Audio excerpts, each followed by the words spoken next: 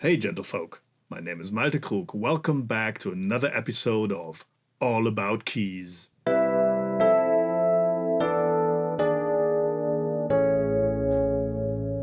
Again, this time I don't own any of the gear that gets tested in this issue of the Keyboards magazine. Well, you read the title and as compensation you will see two units handled instead. A sound generator and a multi-effects unit. But before we get to those, let's dive right into what there has been to read in May 1986. There's no gear or any artist on the cover this time, but a drawing to promote this issue's feature, a market overview of any audio hardware that can sample. Beside the usual content list on the right, here on the left in an ad, we finally get to see the PPG hard disk unit. This thing has been way ahead of its time. CD quality multi-track recording onto a hard disk didn't exist before this. It's possible to print effects like chorus, flanger, or delays into the audio files. The recording capabilities are comparable to Akai's DR4D digital multitracker from 10 years later, but that one didn't have a remote control like the PPG. The usual letters to the editor are followed by the news section. The first of the featured artists this time, which both didn't make it on the front cover, is Manfred Mann. I guess I don't have to tell you who he is. Followed by Jim Gilmore of Saga. And as you can see on this large photo, his live rig consists out of two PPG waves and a mini Moog up here on the left. Plus some other synths, which we can better see on this page's picture. A memory Moog and a Roland MIDI Master Keyboard KB-1000, maybe to play these Roland Rec units here in the middle. Two MKS80s and two MKS30s, also known as Planet S. On top of those you can see a PPG wave term. The ad on the right gives us a much better photo of the Korg's DVP-1 vocoder than the test in last month's magazine. The second chapter of the news from that year's Musikmesse in Frankfurt covers second-tier gear like synchronizers, studio tech and software, which wasn't of primary interest for the keyboard player of the day. Although worth mentioning is the release of Steinberg's 24 software for the new Atari ST computers. This is, after the sequencer programs for the C64, another step on the way to what everybody now knows as Cubase. This month's giveaway is a Vestafire 4-track cassette recorder. I remember in the day I so wanted one of these, not exactly this brand, but a multi-tracker to start my home studio. For the first time, the listing of the software and the technology feature is not printed for you to type off. You needed to send in a return envelope with your address and sufficient postage to receive a printed copy via mail. Same for the second piece of software in this issue. In Basics of Digital Sound Generation, we learn about how digital filters are working, and it gets pretty mathematical. Followed by the aforementioned market overview of sampling devices available in 1986, starting with delay units, keyboard samplers, sample drum computers, and the computer-based systems. The latter include the big players from Fairlight, Synclavier, and PPG. This is a nice photo of a Kawai K3. If you'd like to hear how this synthesizer sounds like, check out this video. The Matrix 6, Oberheim's attempt to come up with an instrument in the price range of a DX7 with which Yamaha trampled over the established synthesizer market mainstays Sequential, Moog, and also Oberheim. The Matrix 12 and Expander were much more expensive compared to the new digital synthesizers from Japan. My original plan in the 1980s to start with an expandable synthesizer setup consisted of getting the rec version of this and a Roland MKB200 MIDI Master keyboard. But instead I selected the DX7 Mark II as my first pro instrument in 1987. It took me that long to scrap together the funds. The Matrix 6R got added a few years later though. I will show you the sound and possibilities of this synth when the Matrix 1000 get its test in the Keyboards magazine, which is basically the same machine with a lot less front panel and no dual timbrality, but with more internal sounds. Roland brings all the new gear from 1986 together on this double-page ad with much better pictures than the magazine did. The JX8P is still shown, although being the older, smaller brother of the JX10 down here. I explained the functions of the MKB200 MIDI Master keyboard in this video, and if you're curious how the drum module, the DDR30, sounds like, you can check it out here. This is the first Octapad MIDI drum pad. Roland released more models of this in a similar shape, but the later SPD series, in addition, offers internal sounds. A lot of drummers added electronic drums to their sets with this, without the need for a real electronic set from Simmons, or like the one down here.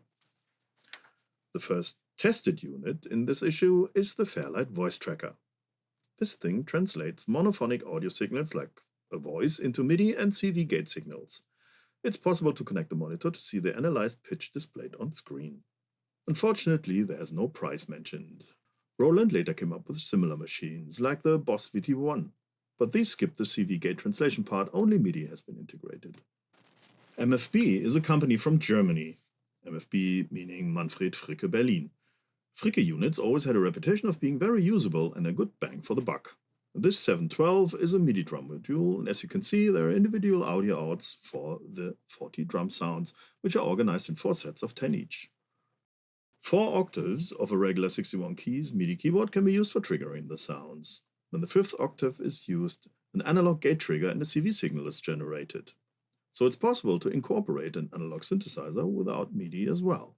Fricke units were always built into these laboratory-like plastic cases. I don't have the 712, but the 601 sequencer shares the same housing. Leave a comment if you're curious about how this thing works together with a Mini Moog or an MS-20. The MT1X is the ancestor of my first 4-track recorder and also the first in a list of 4 machines of the series of tape recorders. Those ridges are difficult to keep dust-free, by the way. The second reader's test in the magazine's history covers Roland's JX3P synthesizer. Users like the sound, the chorus, and the internal sequencer, but don't like the insufficient number of memory slots, the rudimentary MIDI implementation, and the missing dynamic keyboard. I never had one, not even the aforementioned rack version MKS30. Well, you can't have everything. 2 pages of tips for using the Sequential Prophet 2000 sampler, and it seems as if they found similar tricks as I did in this video. I should have read this article before I made said video, it could have saved me some time. In this month's technology feature, we get a parts list and the circuit diagram including the board layout for a 1-in-4 MIDI through box. This comes handy to avoid daisy-chaining your brand new MIDI devices and the possible problems with that. The sound buzzer is back with the usual variety of pad sheets of sounds that readers created and sent in. Unfortunately, as mentioned, I do not own a JX3P, otherwise I would have tried this sound with the interesting name of 3-legged llama. Maybe one of you guys can help out.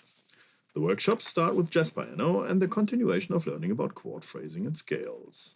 The drum computer workshop shows us how to program not only short patterns, but how to chain them together to a real song with some variations, this time in the style of samba.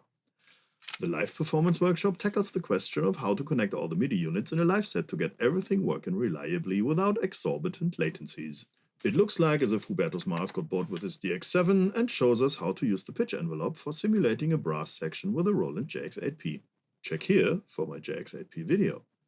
Another chapter about modal playing follows suit before the home recording workshop informs us about recording techniques using microphones. This includes XY, mid-side, and dummy head techniques for the stereo part of things. The Piano Basics and the Piano Workshop are 2 chapters of the same subject, playing Latin rhythms. As first we learn some basic grooves playable for both hands, then we get sheet music of full licks to rehearse. The font of the ads in the flea market gets smaller to fit more of them onto 3 pages, which concludes the magazine's issue from May 1986. This is the second time in this series that I do not own any of the gear that is mentioned in the magazine. So again, I'll take a piece of gear from the back catalogue, in this case more than one, to show you a lot in the flesh. And here they are. The Roland P330, like I already said, is the last one of Roland's piano modules that used the so-called SA sound technology to produce its sounds, following the RD1000 and its module the MKS20. After this, they switched to samples for the e-piano range. There's not a lot to find about how this synthesis actually works. Sample memory has been very expensive in those days, so Roland had to come up with a different system to emulate the sought-after acoustic piano sound. I might be wrong, but as far as I understand, what they did is to divert the key range into various sections, analyze the spectral and dynamic behavior of an original piano in each of these ranges, and emulate it as good as possible with some kind of synthesis. Could be additive or subtractive, I don't know. But if you ever heard an analog synthesizer badly mimicking an acoustic piano with just one patch across the whole keyboard range, then you know why they used these individual ranges. It works a bit like a multi-sample. Before we hear these sounds, to judge how well Roland succeeded, let's check out the front panel. From left to right, find the headphone socket and the volume knob, followed by the 2x16 digit display. The buttons on the right are mostly for selecting the memory slots or editing some parameters. The function buttons in play mode can be used to flip through banks left and right, or patches up and down. That is, if you don't want to type in the numbers directly here on the right. The 6 buttons in the middle can be used to alter the usual MIDI parameters, like the receive channel, omni mode on-off, and various MIDI control filters, if you don't like your piano sound to react to pitch bend, for example. The tune button's name is a bit misleading because you can reach a lot of other parameters as well, like the display contrast, memory protect, octave shift, and the velocity response curve. Some parameters of the internal chorus or tremolo effects can be altered in real time while playing in using the pitch or modulation wheels. I would rather have called this button global or similar instead of only tune. The right button explains itself, I guess. When you like to keep anything you did to the sounds with the added parameters I'm going to show you in a second, and store a new patch in one of the available 64 memory slots.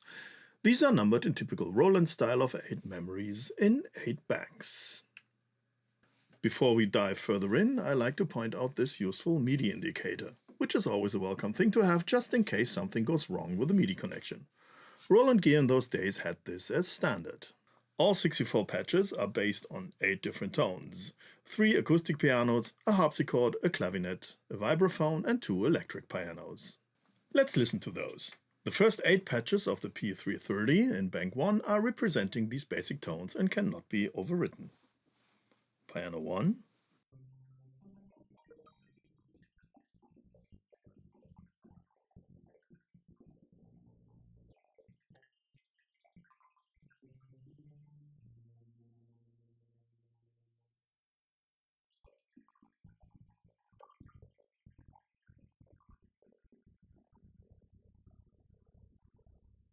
it's not sample quality, but still it's not too bad.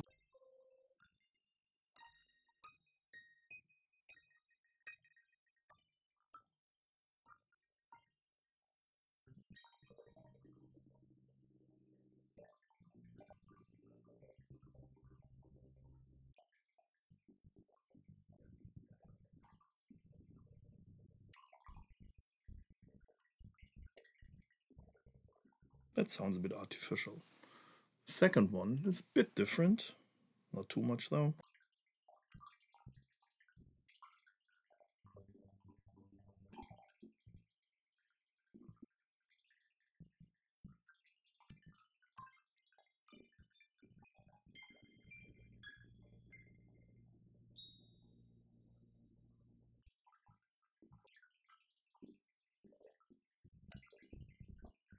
In the lower half, they really sound like a CP70. In better tune, that is. And I think Piano 3 is actually here to emulate a CP70.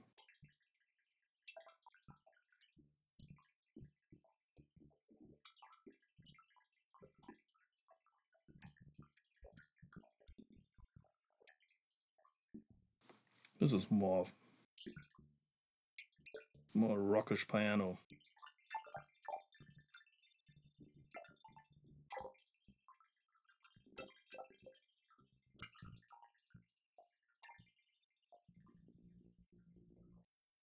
The harpsichord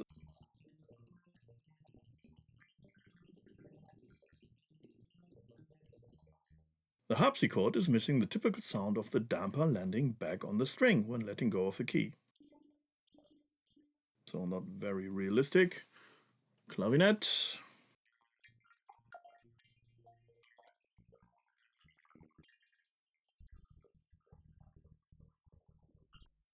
The clavier is a bit too tame for my taste, but maybe only needs some effects. The vibraphone.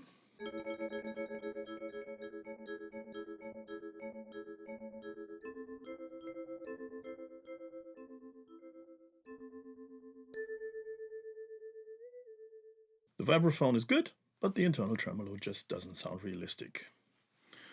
The first electronic piano likes to be a Rhodes and does a good job. I like its growling when you hit the keys a bit harder.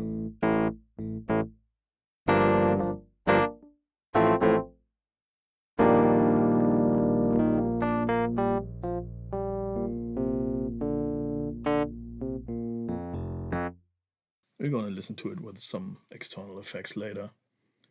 The second piano moves to the more bell-like sounds that were in fashion in the 80s without going totally into DX7 territory.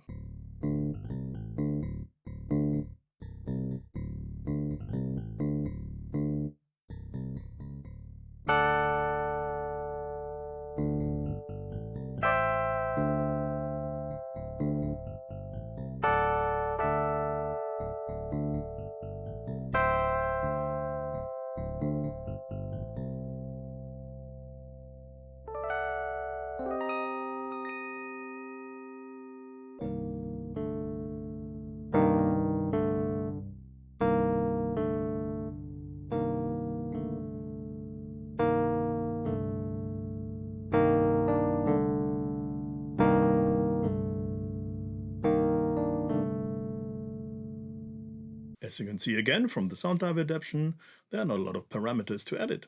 But this is a piano, so why would it need any? You basically just select the tone, alter the attack and the release of the rudimentary envelope, and add the available effects, which consist out of a chorus, a tremolo and a 2-band equalizer. The chorus offers 2 different LFO waveforms at the same time, which can have their individual speed and depth. Let's listen to the P330 effects and put the chorus onto an electric piano, where it belongs. The first 3 parameters you won't see in the first bank from 1.1 to 1.8, because those are ROM, like I said. And here I could use whatever tone I want to base my sound on, have a different attack, and a release time.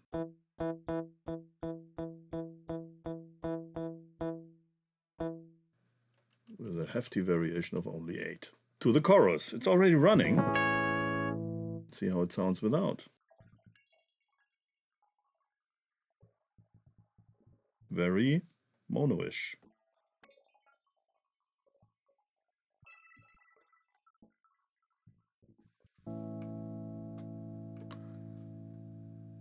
Let's do some extreme settings just to show it off. Oh yeah, depth for that could be higher.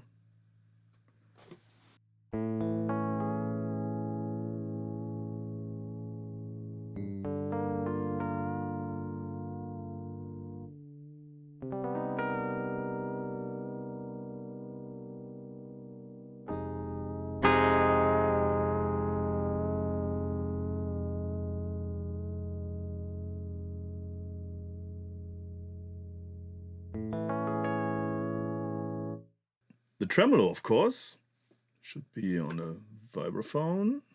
Let's find one. There we got one. Let's edit. Chorus is already on. Give it a bit more stereo, I guess. Depth is 0.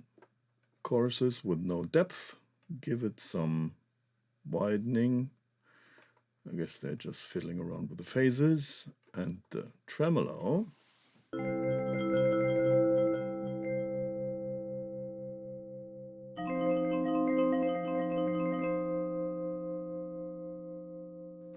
is not what I consider a tremolo. I think this is only. It's more like an autopan than a proper tremolo that modulates the amplitude of a sound. I guess they got inspired either by the JC120 amplifier or a Suitcase Rhodes. Recently, I've been talking to an owner of both, the MKS20 and a P330, and he said that the chorus in the older MKS20 is much better in comparison. But I wasn't able to confirm that due to the lack of said MKS20 module in my collection. Let's go to the SPX90 now.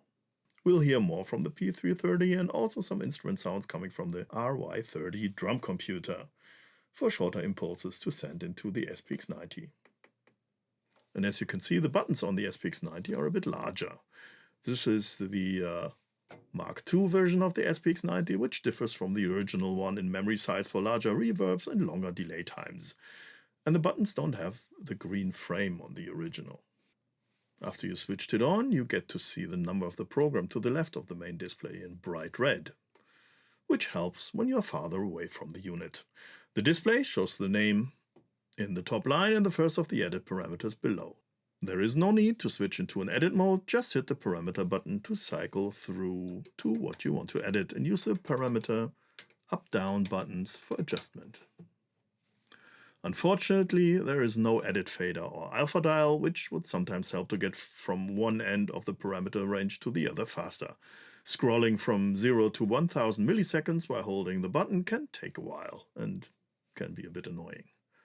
The balance button is for the usual mix between the original and the effects signal. In a situation like this, as a unit connected to the effects send channel of a mixer, this should be 100% wet effects signal, which it is. The next 4 buttons are for storing and recording your own creations in 60 of the 90 memory slots. The first 30 are ROM and contain all the different effects algorithms to show you what this thing can do. We'll get there in a second after we are done with the front panel. Behind the utility button you can find everything MIDI related, including a programmable MIDI program change map.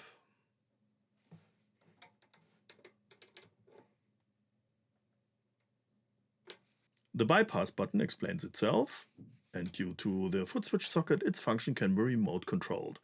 If you have 2 foot switches, it's possible to use the second one for 2 different functions. Either as a remote switch for cycling through a programmable range of effects programs, or as a trigger for the one sample the SPX90 can hold in its memory.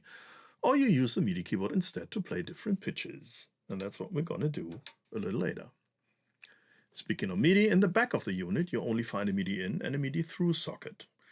If you like to dump your valuable effects creations into a computer or a SysX recorder, you would need a MIDI out. And luckily you can have this, but you would need to open the SPX90 to get to the switch called SW105, close to the MIDI ports. This converts the MIDI through to a MIDI out. Now you just need to send a bulk request to the SPX90 and it will happily dump its memory content.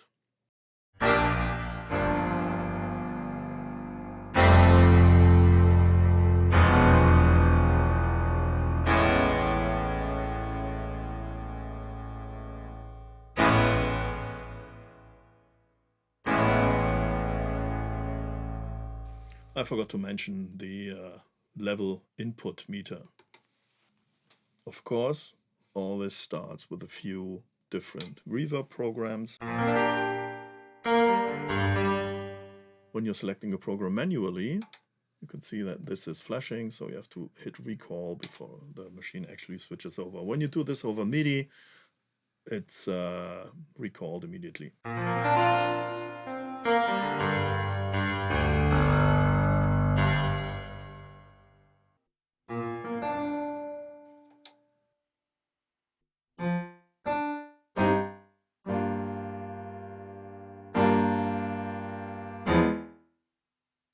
The early reflections programs do what they do, early reflections, but you can't have them at the same time together with a reverb. The processor power isn't hefty enough in the SPX90, so to have a reverb program with early reflections, you would need 2 SPX90s. Well, that's how it was in the day.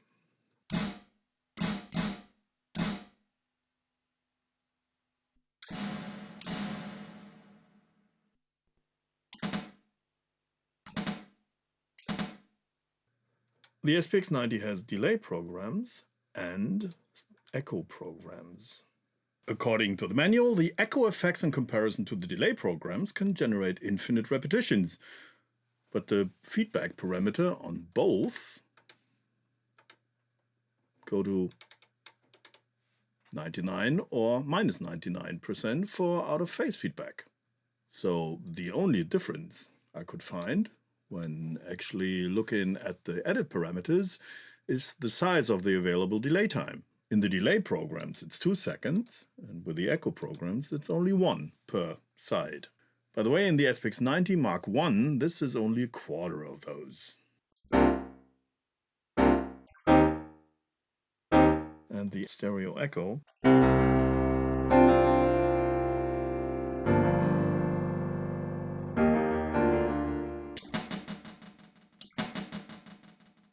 stereo flange.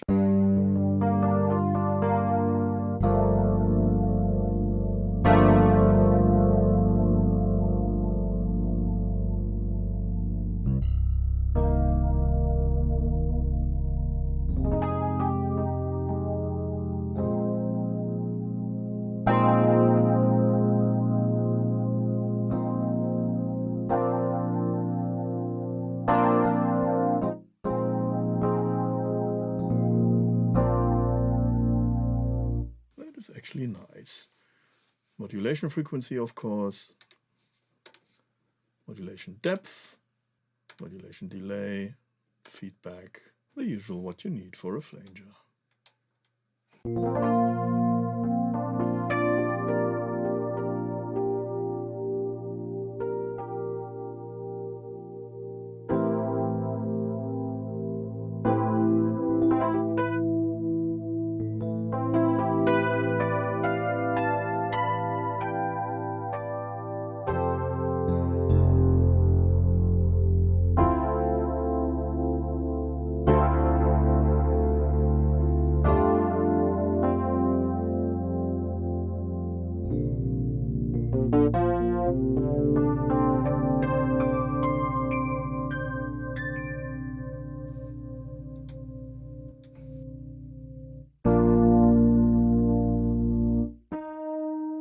Listen to the tremolo with the vibraphone, of course.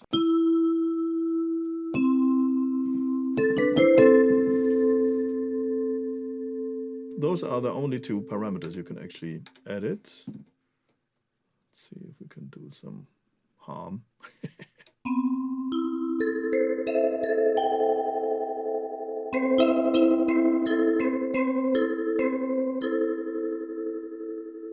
That is really a bit fast for what you normally would have. Oh, parameter editing takes a bit.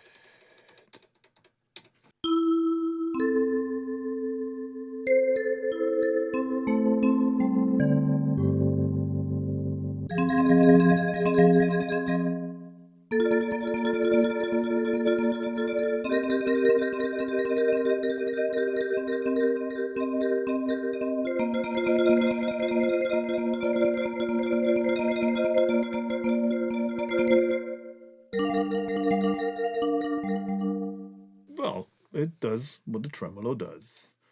And this is the famous symphonic modulation effect, which you can only find in Yamaha effects units, starting with the SPX90, following all the other SPXs. It's inside all digital mixing desks that ever came after this.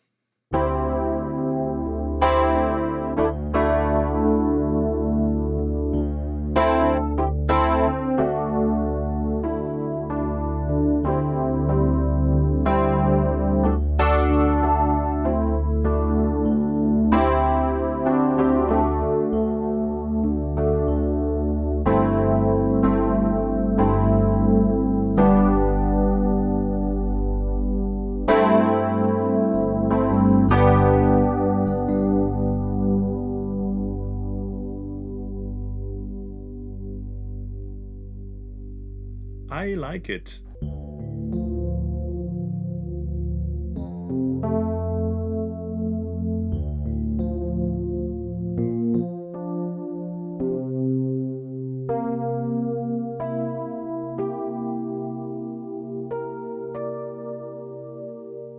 Gate reverb. You needed gated reverbs in the 80s, of course. Reverse gate.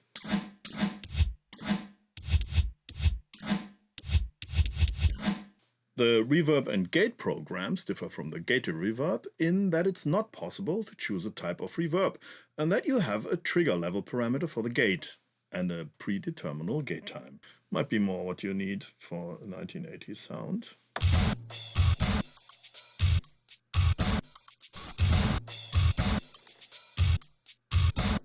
Pitch change A.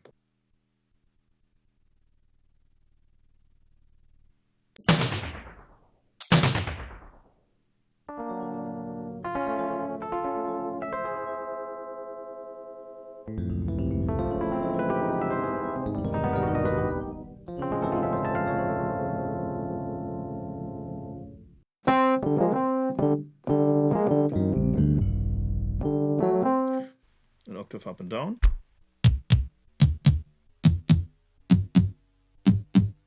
Pitch change B and C can have two pitches, which are programmable, but it's not possible to alter that with MIDI.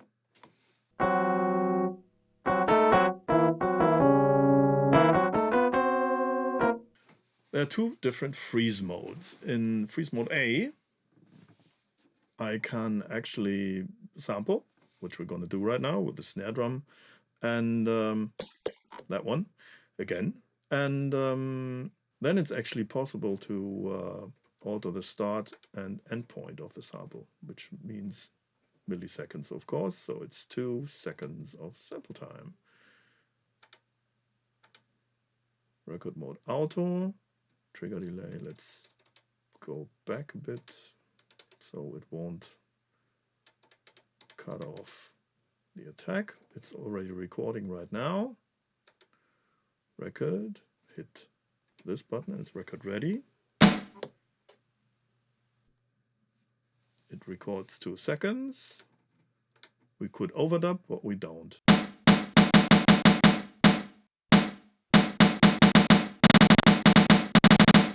We sampled, yeah, and it's monophonic. That's why it doesn't sound very natural, more like a machine gun. And it's not reacting to pitch. As soon as we switch to the other program, everything's gone. Okay, in B, we can do something else. Let's record again. It did it. So, well, let's sample something else, which is just a saw wave. And in freeze B mode, you can actually play the sample in various pitches.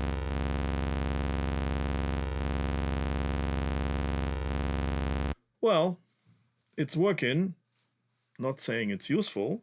What else do we have? Panorama.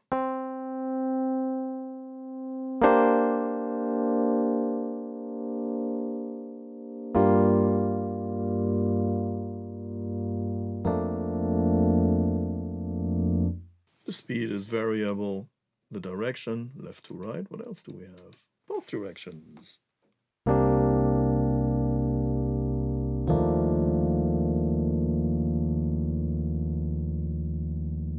Nice to have.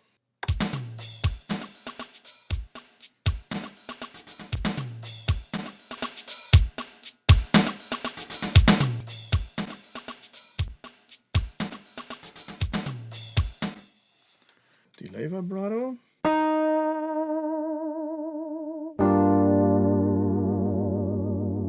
I like that one.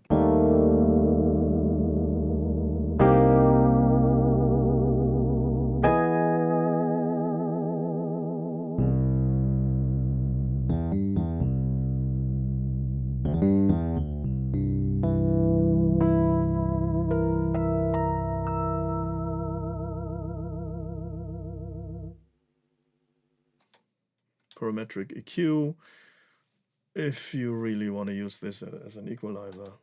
And the rest are just variations, patches, so to speak, using the 30 algorithms I showed you.